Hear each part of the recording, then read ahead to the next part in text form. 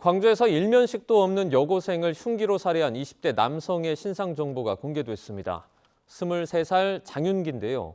사건 발생 열흘째인 오늘 경찰은 장 씨를 구속 상태로 검찰에 송치했습니다. 취재기자 연결해서 자세한 이야기 들어보겠습니다. 오선열 기자, 피의자의 신상 정보가 공개됐죠? 네, 그렇습니다. 오늘 오전 7시에 광주경찰청이 홈페이지에 여고생 흉기 살해 피의자 신상을 공개했는데요. 2002년 11월생으로 만 23살인 장윤기입니다. 장윤기는 지난 5일 새벽 0시 10분쯤 광주 광산구 월계동에 있는 보행로에서 귀가하던 여고생을 흉기로 살해한 혐의입니다. 또 여고생을 도우러 온 17살 남학생에게도 흉기를 휘둘러 다치게 한 혐의도 받고 있습니다. 앞서 경찰은 지난 8일 신상정보공개심의위원회를 열어 장윤기의 얼굴과 이름, 나이 등을 공개하기로 했습니다. 심의위원회는 중대한 피해가 발생한 데라 관련 법에서 규정한 요건에 충족한다고 판단해 신상정보 공개를 결정했습니다. 장윤기의 신상정보는 다음 달 15일까지 한 달 동안 광주경찰청 홈페이지에 게시됩니다. 네, 경찰이 오늘 장윤기를 구속 송치했죠?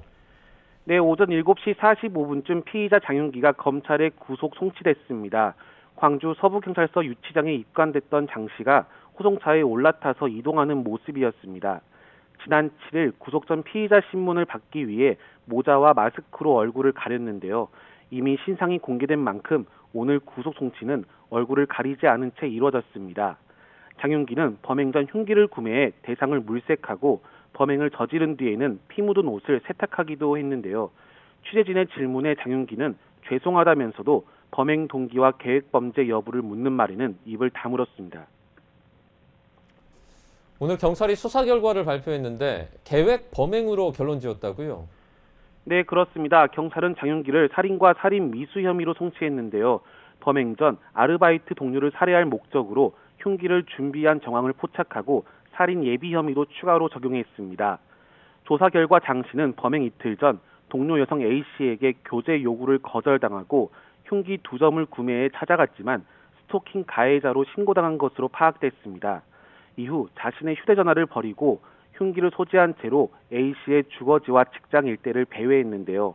이 과정에서 귀가하는 여학생을 발견한 장 씨는 여학생의 예상 동선의 차량을 정차한 뒤 범행을 저지른 것으로 파악됐습니다.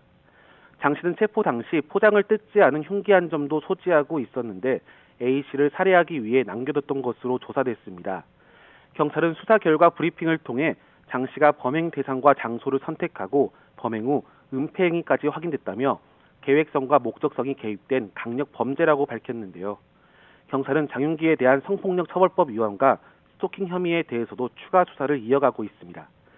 지금까지 광주 전남 취재본부에서 YTN 오선입니다.